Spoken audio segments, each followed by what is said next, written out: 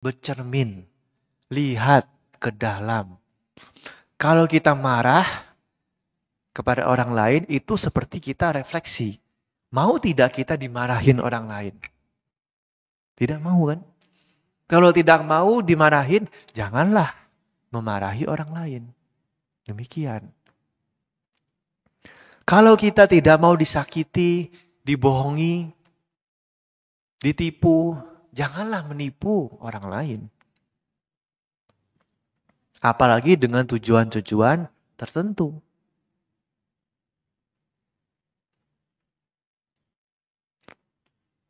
Tapi kalau kita ingin diperhatikan, ingin dipedulikan, ingin diberi kasih sayang, berikanlah kasih sayang itu kepada yang lain. Seperti yang kita inginkan juga. Itu gunanya cermin, refleksi. Dan ini harus dilakukan berulang-ulang. Bukan hanya ucapan ya. Tindakan jasmani juga sama.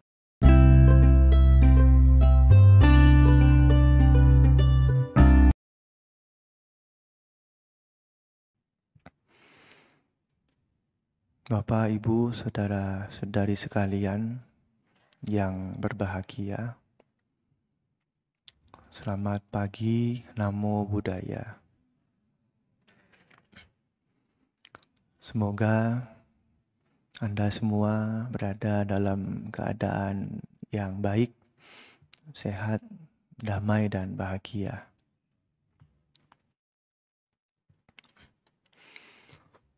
Masih dalam suasana tahun baru 2025 dan juga sebentar lagi sebagian besar dari Anda juga merayakan tahun baru Imlek.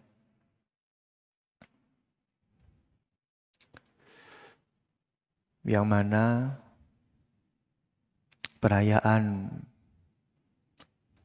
Xinjia ya, atau tahun baru Imlek itu juga menjadi bagian dari kehidupan umat Buddha.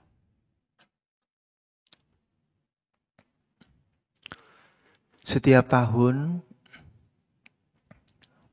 utamanya ketika kita memasuki tahun yang baru, tentu ada semacam harapan atau keinginan, tujuan-tujuan hidup,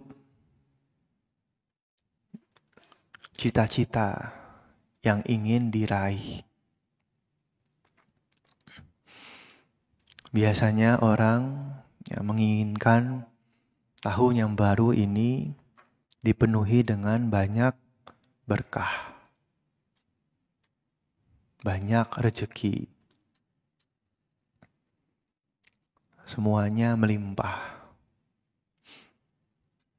Makanya nanti pada saat Xinjia itu mengucapkan kongsi facai. Maunya facai terus. Ya, maunya hoki terus. Banyak kelimpahan sejahtera hidupnya, makmur, dan senantiasa bahagia. Ada juga yang ingin mendapatkan kesehatan yang lebih baik. Ya, mungkin pada tahun-tahun sebelumnya kesehatan agak menurun. Nah, tahun ini diharapkan lebih baik. Ada juga yang mencari kesempatan untuk mendapatkan pasangan. Nah, ini khususnya bagi yang single ya. Kalau sudah double ya jangan lagi. Khusus yang masih single, biasanya ingin mencari jodoh. Ya, tentu semua itu adalah keinginan-keinginan baik yang memang wajar dimunculkan oleh siapa saja. Tapi setiap keinginan atau tujuan hidup tersebut juga harus dilandasi dengan usaha yang benar. Nah, kalau memang ingin mendapatkan jodoh, nah kalau bisa juga harus aktif mencari. Jangan hanya menunggu, diam, pasrah, ya, menanti datangnya bintang yang jatuh. Ya kapan bisa ketemu? Kalau tidak aktif sendiri, ya berorganisasi atau bersosialisasi, misalnya di wihara ini. Ya tentu itu semua ada kondisi-kondisi bisa tercapai. Begitu pula dengan kesehatan. Ya kalau ingin hidup sehat juga harus diupayakan, dikondisikan. Ya, dijaga makanannya, dijaga pola hidupnya, dijaga waktu istirahatnya, dan juga dijaga mentalnya. Karena kebanyakan sekarang ini penyakit itu disebabkan oleh mental yang tidak beres. Stres. Ya. Ya banyak sekali kalau para bante ataupun para pandita juga, ya, pengurus wihara mendapatkan undangan baca parita di rumah sakit. Ini saja nanti saya tadi pagi baru ditelepon oleh bante senior. Nah, tolong ya, nanti ada yang sakit. Kebetulan saya ceramah di Kelapa Gading. Nah, yang sakit tinggalnya dekat sini. Jadi ya sudah, nanti habis makan siang bisa langsung baca parita untuk orang sakit. Dan orang sakitnya ini bukan orang biasa. Ya, Buddhis sudah sepuh sekali. Dan katanya sedang sekarat begitu. Jadi ya mudah-mudahan nanti juga ada kesempatan baik bisa membantu pembinaan membacakan parita ya untuk yang sedang sakit. Karena memang sebagian besar sakit itu juga disebabkan oleh pikiran. Apalagi sekarang ini karena banyaknya masalah hidup, orang-orang semakin mudah untuk overthinking. Terlalu banyak pikiran. Apa-apa dipikirkan. Ya. Temennya datang ke wihara pakai baju sama. Nanti minggu depan sama lagi. Datang lagi sama lagi bajunya. Itu aja dikomplain juga ya. Terlalu banyak berpikir hal-hal yang tidak penting. Akibatnya apa? Ya pikiran menjadi kacau. Dan kesehatan ya bisa menurun. Karena antara pikiran dengan badan jasmani itu saling terkait satu sama lain. Bapak Ibu saudara-saudara sekalian yang berbahagia, harapan tahun baru tentu ya kita ingin lebih baik dari sebelumnya. Apa yang sudah berlalu di tahun-tahun yang sudah lewat, kita jadikan sebagai pelajaran. Apa yang baik dipertahankan. Apa yang kurang baik dievaluasi, diperbaiki, ditingkatkan lebih baik lagi. Dan pada tahun yang baru ini, ya kita semua tentu ingin bukan hanya bertambah kualitas hidupnya, tapi juga harus meningkat kualitas dhammanya.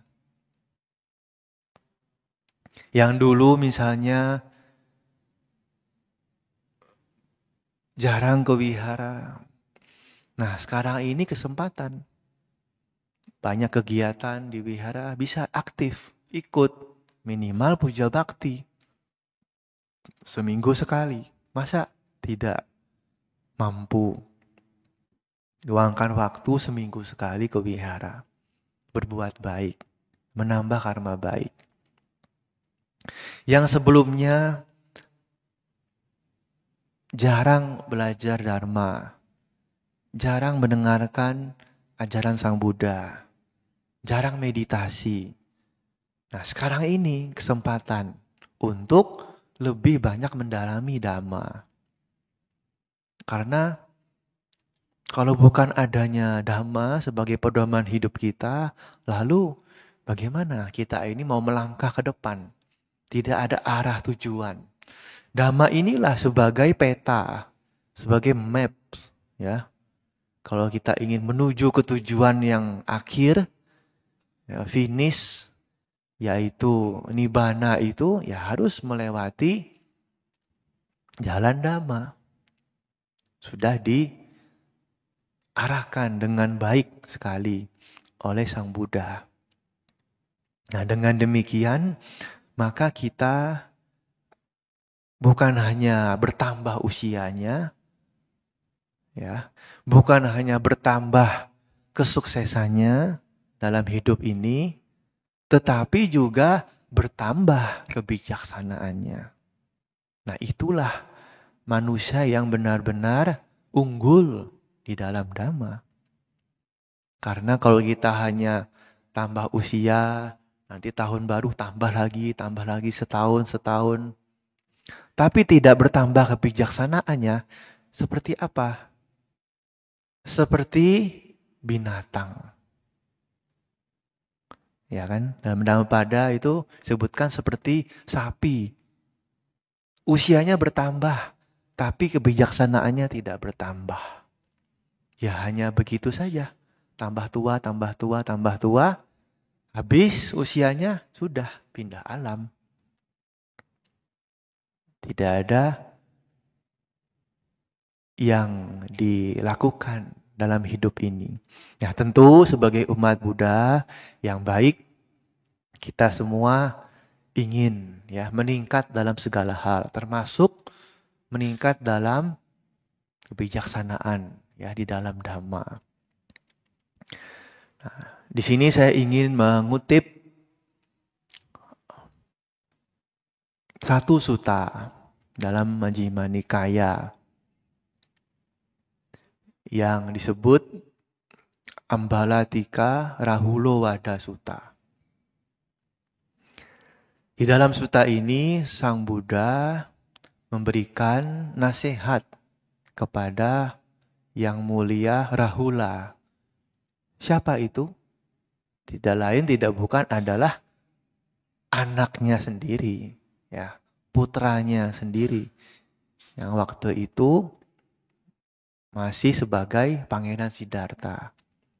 Putranya Rahula. Pada usia 7 tahun, Rahula dianjurkan untuk meminta warisan kepada Sang Buddha. Waktu itu datang ke istana.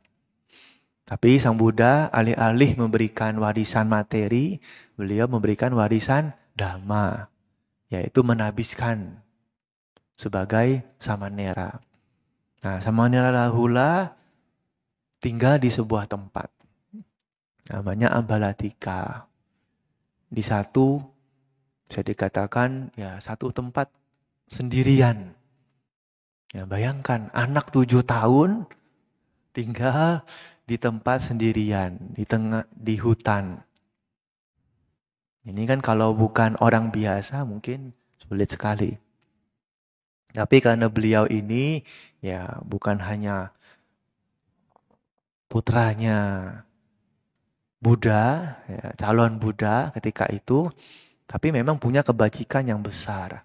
Sehingga bisa menjalani kehidupan yang sulit sebagai samanera di satu tempat terpencil. Nah, namanya juga anak-anak ya. Masih 7 tahun. Rahula sering main-main. Namanya juga Xiao Haize ya, anak-anak. Ya, suka iseng, suka bercanda. Jadi suka bohong. Nanti ada Bante datang tanya, ini arah wihara kemana? Ke situ. Padahal sebenarnya ke sana. Nah, dibohong gitu. Iseng, suka canda. Kemudian karena diketahui Sang Buddha, maka beliau datang menemui Rahula dan memberikan nasihat.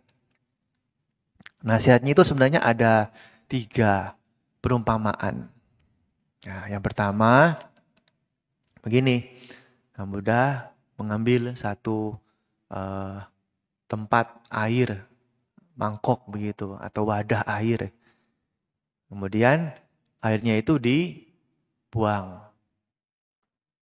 Menjadi tinggal sedikit airnya. Buddha tanya, ada air di dalam sini? Ada. Banyak tidak? Cuma sedikit.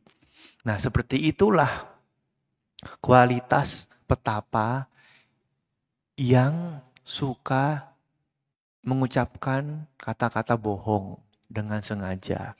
Kualitasnya itu hanya sedikit. Kualitas kepetapaannya itu hanya sedikit. Kemudian Buddha tuang lagi sampai habis. Masih ada airnya? Oh, sudah tidak ada, hanya sedikit sekali, sudah habis. Sisa-sisanya saja. Nah, seperti itulah ya kualitas orang yang suka berbohong. Tidak ada kualitasnya. Kemudian dibalik, wadah airnya itu dibalik, ditelungkupkan. Ada air, sudah tidak ada. Nah, seperti itulah kualitas seseorang. Sebenarnya ini bukan hanya petapa ya, tapi juga termasuk ya upasaka, upasika, umat Buddha secara umumnya. Begitulah kualitas seseorang ketika sering berkata bohong, disengaja, yang disengaja, maka itu seperti tidak punya kualitas apa-apa. Kualitas dhamma. Nah, kemudian yang kedua, Buddha memberikan perumpamaan tentang gajah. Seekor gajah yang sedang maju ke medan perang. Ada 2 macam.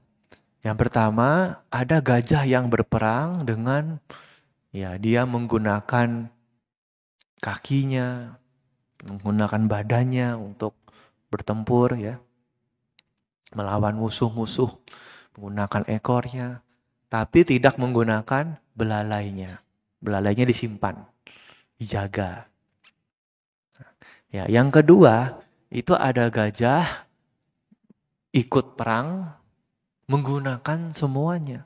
Mau kakinya, mau kupingnya, badannya, ekornya, bahkan belalainya juga digunakan untuk berperang. Dengan kata lain, gajah ini sudah siap mati. Ya kan, semua digunakan, siap menyerahkan nyawanya sendiri. Tidak ada lagi yang disembunyikan. Nah, begitulah seseorang yang sering berbohong, ya. Ada yang berbohong itu disengaja, ada yang tidak disengaja, ya kan? Kadang-kadang orang bohong bisa tidak disengaja. Mungkin karena dia kurang sati, tidak ada perhatian. Ngomong begitu, baru ingat, oh tadi salah ya ngomongnya. Nah, itu tidak disengaja. Tapi kalau orang yang bohong secara disengaja, nah ini yang paling berbahaya. Apalagi kalau kebohongannya itu merugikan banyak pihak. Sudah pasti, namanya orang berbohong itu bukan hanya merugikan diri sendiri, tapi juga merugikan yang lain. Makanya di situ Sang Buddha menekankan. Nah, tidak ada satupun kejahatan yang tidak dapat dilakukan oleh si pembohong yang disengaja. Nah, artinya apa? Artinya orang yang suka berbohong itu bisa melakukan kejahatan apapun. Tidak ada satupun yang tidak bisa dilakukan. Kalau dia suka berbohong, apalagi disengaja, artinya sudah tidak ada pengendalian diri sama sekali. Jadi betul-betul sudah apapun akan dilakukan. Gitu. Karena dia bohong saja berani dan berulang-ulang. Apalagi yang lain. Itu adalah kejahatan yang bisa membuahkan kejahatan lain yang lebih berat. Nah, di situ penekanan dari Sang Buddha. Maka beliau memberikan nasihat. Maka dari itu, ya, aku tekankan jangan berbohong. Ya, jangan sampai sekalipun berbohong. Meskipun itu hanya bercanda, guyon-guyon, iseng, jangan juga. Karena kita tidak tahu apa akibatnya nanti.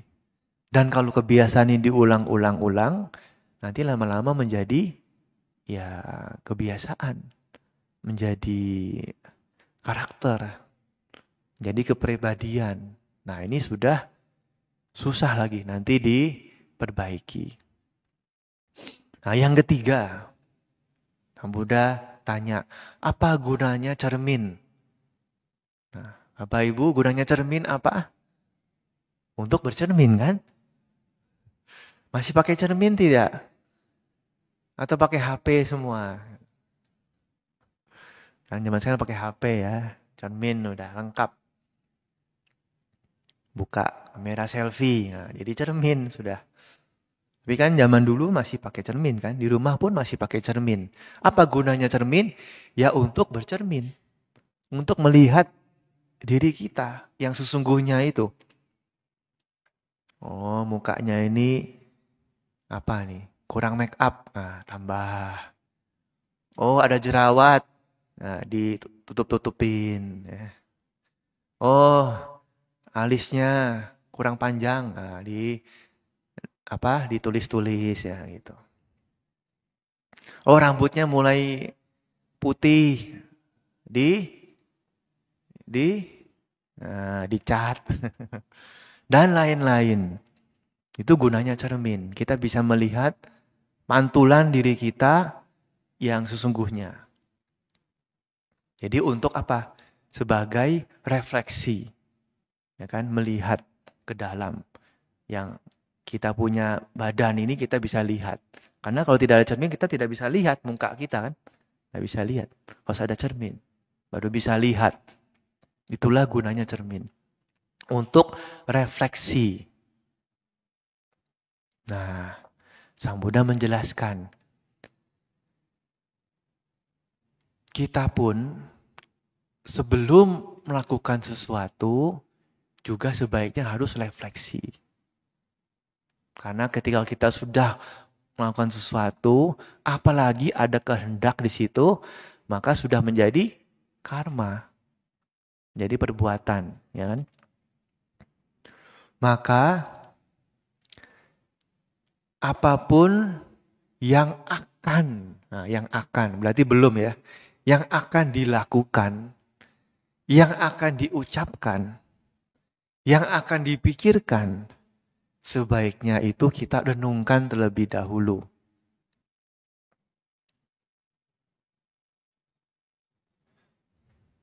Itu namanya refleksi. Nah, ambil contoh. Ya, misalnya paling gampang ketika seseorang ingin marah-marah. Namanya marah itu kan pasti kata-katanya kasar, penuh emosi, sangat keras, tidak enak didengar. Nah, sebelum marah, coba renungkan. Apakah kata-kata ini baik tidak untuk orang lain itu? Enak tidak didengar? Menyakitkan hatinya tidak? Kita renungkan. Kalau kata-kata itu mengarah kepada kesusahan diri sendiri atau mengarah kepada kesusahan orang lain, makhluk lain, atau kedua-duanya, maka sebaiknya itu tidak diucapkan. Karena pasti kata-katanya buruk. Kalau kata-kata buruk, nah pasti sudah membuat karma buruk. Tapi sebaliknya, kalau kita ingin mengucapkan kata-kata baik, ya misalnya memuji orang, itu kan baik. Itu dengan tulus ya, memuji dengan tulus, bukan dengan ada sesuatunya, ada pamrihnya. Memuji dengan tulus, itu baik. Kalau kata-kata ini ya memberikan kebahagiaan untuk diri sendiri, memberikan kebahagiaan untuk orang lain, dan juga dua-duanya, berarti kata-kata ini baik dan boleh diucapkan. Tapi kalau kata-kata itu hanya menyakitkan, ya membuat luka di hati, sebaiknya kita sebelum ucapkan renungkan dulu. Ya, memang ini mudah diomongkan. Tapi tidak mudah untuk dipraktekkan. Memang betul. Kenapa? Karena kilesa yang ada di dalam batin kebanyakan orang itu sudah terlalu banyak. Ya, sehingga tanpa berpikir panjang langsung ngomong kan. Biasanya demikian. Jarang kita itu berpikir dulu, renungkan, baru diomongin. Biasanya langsung aja sudah tumpahkan semuanya ya. Apa unek-uneknya. Nggak peduli lagi. Nah, itu karena sudah banyak kotoran batin. Ya, noda-noda batin yang menumpuk sejak lama selama kita hidup di dalam samsara ini. Jadi, untuk melatih itu bagaimana? Ya, kita harus refleksi tadi. Bercermin. Lihat ke dalam. Kalau kita marah kepada orang lain, itu seperti kita refleksi. Mau tidak kita dimarahin orang lain? Tidak mau kan? Kalau tidak mau dimarahin, janganlah memarahi orang lain. Demikian. Kalau kita tidak mau disakiti, dibohongi, ditipu, janganlah menipu orang lain. Apalagi dengan tujuan-tujuan tertentu.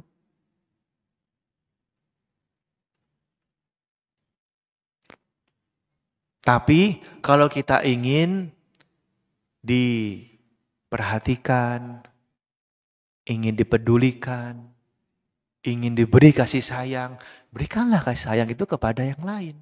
Seperti yang kita inginkan juga. Itu gunanya cermin, refleksi. Dan ini harus dilakukan berulang-ulang. Bukan hanya ucapan ya. Tindakan jasmani juga sama.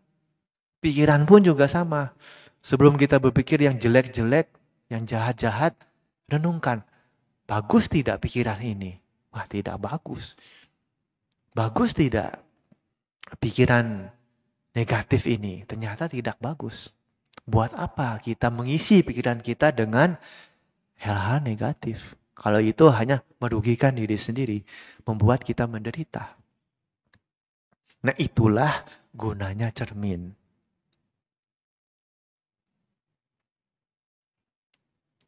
Dan ternyata bukan hanya apapun yang akan kita lakukan, tetapi juga apapun yang sedang kita lakukan.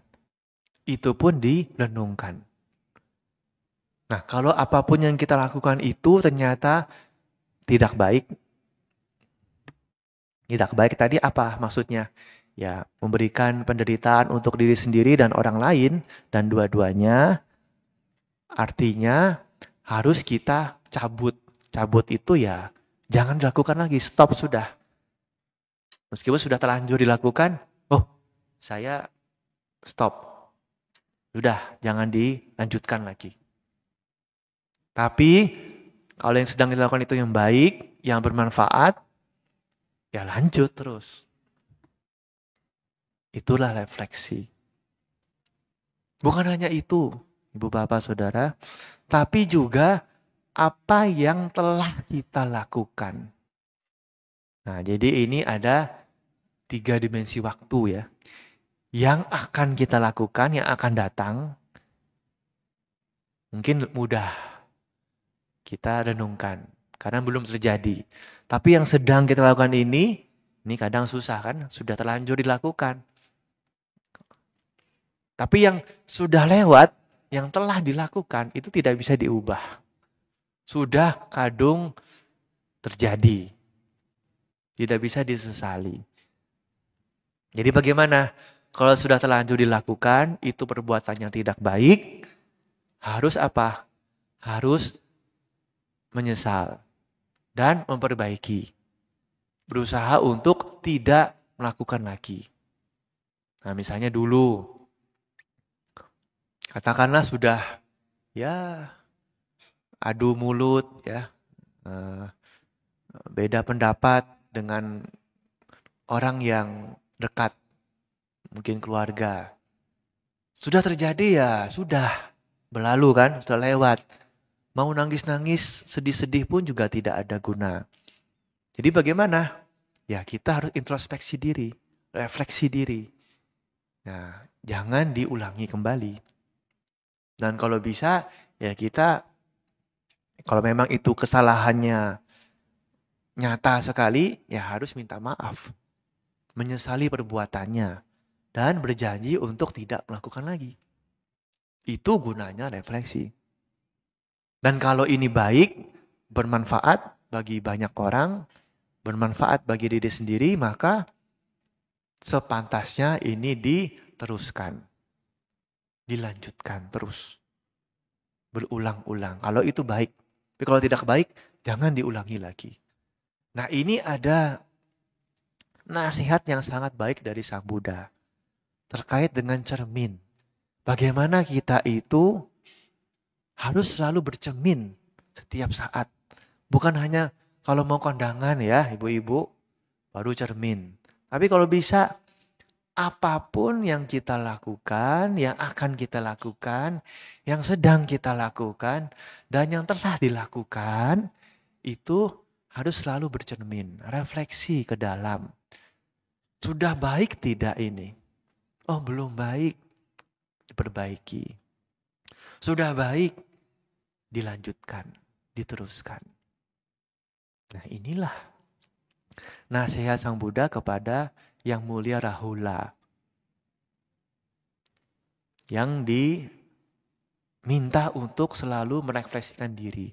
Dan memang Yang Mulia Rahula, ya kemudian hari dengan latihan yang sungguh-sungguh bisa mencapai kesucian arahat. Nah, inilah nasihat baik yang bukan hanya untuk petapa, bukan hanya untuk para pabacita, tapi juga untuk kita semua, upasaka, upasika. Selalu bercermin ke dalam. Itu akan membuat kita selalu mawas diri. Selalu bisa membawa diri dengan baik kemanapun kita berada. Ya, ada banyak sekali orang yang curhat. Yang pada intinya itu mereka menyesali perbuatannya di masa lalu. Ya, kami katakan yang sudah berlalu tidak bisa diulang lagi. Sudah lewat, menyesal pun tidak ada gunanya. Tapi kita bisa menjadikan itu sebagai pelajaran. Dan yang terpenting adalah bukan yang sudah lalu. Bukan pola yang akan datang. Tapi di dalam Dhamma Yang paling penting itu adalah di saat ini. Apapun yang kita lakukan di saat ini itulah yang terbaik. Jadi, kalaupun kita punya masa lalu yang kelam, masa lalu yang gelap sekalipun, tapi kalau sekarang ini kita perbaiki, kita penuhi dengan berbagai macam kebajikan, maka dari gelap bisa menjadi terang. Nah, itulah yang bisa kita ambil perenungan yang ada di dalam suta tersebut. Nah, Bapak Ibu, saudara-saudara sekalian yang berbahagia, di dalam Dhammapada dikatakan, Kico manusa pati labu, cicang macana ciwitang, cicang sadhama sawanang, kico Buddha namu pado. Kico manusa pati labu, sungguh sulit terlahir sebagai manusia. Kita semua ini beruntung, sangat beruntung, bisa lahir sebagai manusia. Ya, diumpamakan di dalam Dhamma, bisa lahir sebagai manusia itu seperti ya ketika orang melempar lingkaran, gelang-gelang di lautan yang luas. Gelang-gelang itu ombang-ambing. Lalu setiap 100 tahun sekali ada kura-kura buta yang keluar kepalanya ke permukaan air. Nah, kapan ini? Kura-kura itu kepalanya bisa masuk tepat di lingkaran. Kapan? Mudah tidak? Peluangnya besar atau kecil? Sangat kecil. Itu lautan berapa luas? Ini munculnya 100 tahun sekali.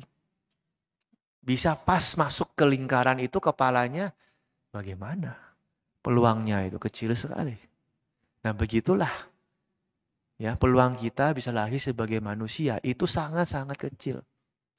Kebanyakan makhluk terlahir di alam rendah, alam menderita.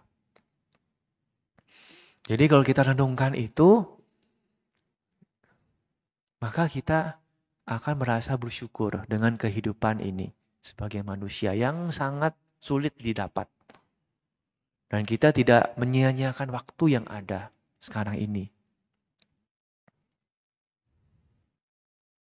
Nah, kalau rata-rata hidup manusia sekarang berapa? Ya, kira-kira 70-80 tahun. Ada yang kurang, ada yang mungkin lebih, tapi rata-rata 70-80 kan. Nah, kalau saudara, bapak-bapak, ibu-ibu, usianya 70 tahun, mungkin ada 70 tahun, berarti sisa berapa? Sisa sedikit kan? Nah, kalau yang usianya 40 tahun, berarti sudah setengah jalan. Nah, tanpa kita sadari, usia kita itu makin bertambah, makin bertambah. Tambah terus, nggak ada usia orang muda gitu ya. Yang ada awet tua kan, bukan awet muda. Makin tua, makin tua. Usia bertambah, jangka hidupnya semakin berkurang. Nah, kalau kita tidak menggunakan waktu yang ada sekarang ini dengan sebaik-baiknya sebagai manusia, belum tentu nanti kelahiran selanjutnya lahir sebagai manusia. Ya, maka kita harus berjuang dengan sungguh-sungguh. Untuk apa? Ya, setidaknya mencapai kesucian. Kalau mencapai kesucian itu sudah aman. Tidak mungkin jatuh ke alam yang menderita. 4 apaya itu. Tapi kalau belum, nah ini kan masih tanda tanya. Kemana nanti kita lahir kembali? Tidak bisa dipastikan. Ada kemungkinan naik, ada kemungkinan jatuh, tapi lahir sebagai manusia itu tidak mudah. Nah, oleh karena itu, kita harus selalu mengisi waktu dengan kebajikan. Sebisa-bisanya. Dan paling baik adalah dengan belajar dhamma. Karena dengan belajar dharma itu, kita jadi punya pemahaman yang benar. Dan bisa melakukan segala sesuatu dengan benar. Termasuk di wihara ini. Nah, kita bisa mendengarkan dhamma. Yang kedua, kicang macana jiwitang. Sungguh sulit kehidupan seorang manusia. Siapa yang di sini hidupnya happy terus? Ada? Hidupnya happy terus? Nah, ada itu. Ada orang sarapan pagi, breakfast di Jakarta. Makan siang di Singapura. Ada kan begitu? Makan malam di Hong Kong. Wah, hebat. Apakah hidupnya bahagia? Belum tentu. Belum tentu. Banyak masalah dalam hidup ini muncul kapan saja. Ya, saya pernah dapat cerita. Ada orang tua, nah dia itu tulis buku tentang bagaimana caranya menyekolahkan anak ke luar negeri. Dikasih cara-caranya, harus menabung ya, lalu harus bagaimana, nah, dan lain-lain. Kemudian anak-anak itu sekolah semua ke luar negeri. Tapi ternyata setelah sudah ada yang kuliah, ada yang sudah lulus kerja, pas istrinya sakit, jadi orang tuanya ini kan suami istri. Istrinya sudah sedang sakit-sakitan. Anaknya dipanggil pulang. Telepon, ayo pulang, ini mama sakit. Oh, enggak bisa. Mau ujian. Ujian kan? Jauh pulang. Tanggung, waktunya juga habis waktu. Yang satunya, wah enggak bisa, sibuk, baru kerja. Enggak enak ambil cuti. Satunya lagi, wah sudah sibuk, manajer. Enggak bisa tinggalin kerjaan. Tidak ada yang mau pulang. Padahal sedang sakit sekarat itu orang tuanya. Akibatnya apa? Nah, dia merenungkan. Wah, ternyata anak-anak sekolah di luar negeri, kuliah di luar negeri, belum tentu berbakti. Nah, buktinya apa? Saya sendiri nih. Orang tua sudah tua, sakit-sakitan, anak-anak nggak mau pulang. Akhirnya dia ambil semua bukunya. Tarik semua bukunya. Sudah, ini tidak benar ini. Saya sudah mengalami sendiri. Ternyata belum tentu anak kuliah di negeri itu hasilnya akan baik. Belum tentu. Tapi tidak semua ya. Mungkin ibu-ibu, bapak-bapak punya anak di luar negeri, ada yang baik juga, ada. Tapi itu kan tidak menjamin dia bisa berbakti. Ada yang bisa, ada yang tidak. Kalau masih ingat orang tua, ya dia pasti pulang. Apalagi mau Imlek ini kan, biasanya pulang kan kumpul rumah orang tua. Jadi itu penuh masalah dalam hidup ini terjadi kepada siapapun, termasuk kepada diri kita sendiri. Jadi jangan selalu melihat orang lain lebih bahagia dibandingkan kita. Belum tentu, ya, bapak-bapak, ibu-ibu, belum tentu orang lain itu lebih bahagia dibandingkan kita. Siapa tahu dia lebih menderita. Kelihatannya aja dia dari luar itu happy, tapi dalamnya kita tidak tahu. Ya, makanya dalam hidup ini kita harus selalu punya perenungan tentang apa? Tentang dhamma, bahwa hidup ini tidak kekal. Hidup ini penuh dengan perubahan.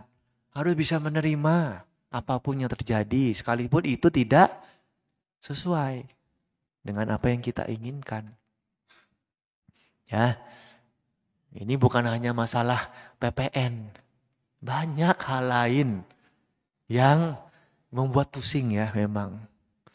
Tapi itu harus kita hadapi. Itulah yang disebut sebagai duka. Kan serba tidak memuaskan. Nah, Buddha sudah jelaskan hidup ini penuh dengan duka. Siapa bilang jadi manusia itu mudah? Lahir saja sulit, apalagi hidupnya lebih sulit. Penuh dengan duka. Tapi itu harus kita hadapi dengan kebijaksanaan Dhamma. Maka kembali ya, sangat-sangat penting untuk belajar Dhamma. Nah, mendengarkan Dhamma. Nah, yang ketiga ini jelas sekali Sang Buddha juga menekankan.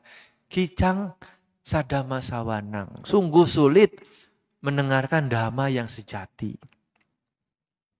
Bagaimana Bante membedakan Dhamma yang sejati, Dhamma yang asli dengan tidak? Apalagi sekarang ini kan macam-macam ya teknologi itu. Ada AI.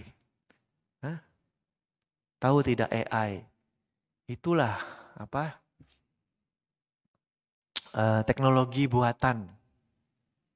Jadi seolah-olah itu ada orang ngomong ya. Ada video ya. Ada orang ngomong. Padahal bukan orangnya yang ngomong itu. Bisa begitu dibuat. Mukanya diganti. Wajahnya diganti. Atau suaranya diganti. Pura-pura ngomong. Padahal yang diomongin bukan itu. Tapi yang diomongin yang lain. Tapi diganti itu. Seolah-olah ini loh dia ngomong ini. Belum tentu. Makanya kita harus hati-hati ya sekarang ini. Perlu sekali membedakan mana Dhamma yang benar, mana yang buatan manusia. Kalau Dhamma yang benar itu apa? Ya harus sesuai dengan kitab suci Tipitaka atau Atthakatha. Ya. Artinya Dhamma ini betul-betul dari Sang Buddha. Ya, betul-betul dari Sang Buddha.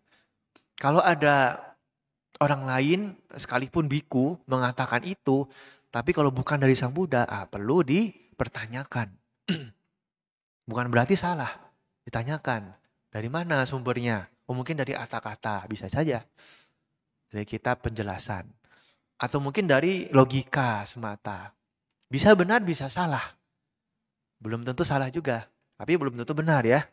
Yang paling benar, paling asli adalah kata-kata Sang Buddha. Yang ada di dalam Tipitaka. Jadi panduan kita, rujukan utama kita haruslah kepada Tipitaka. Atau Atthakatha. Nah ini pentingnya kita punya kesempatan belajar Dharma. Dan itu tidak mudah. Banyak orang meskipun umat Buddha belum tentu sering mendengarkan Dhamma. Meskipun sudah ada puja bakti, ya kan? Meskipun sudah ada YouTube, live streaming, belum tentu mau dengarkan Dhamma. Nah di sini kita bisa membuktikan betapa sulitnya punya kesempatan mendengarkan Dhamma yang sejati. Jadi kalau kita bisa kesempatan seperti itu, sungguh beruntung. Ya, bisa lahir sebagai manusia, sangat beruntung. Bisa hidup dengan baik sebagai manusia, sungguh-sungguh beruntung. Apalagi bisa bertemu dengan Dhamma yang benar, yang sejati. Sangatlah beruntung. Nah ini harus kita pertahankan. Jangan disia-siakan.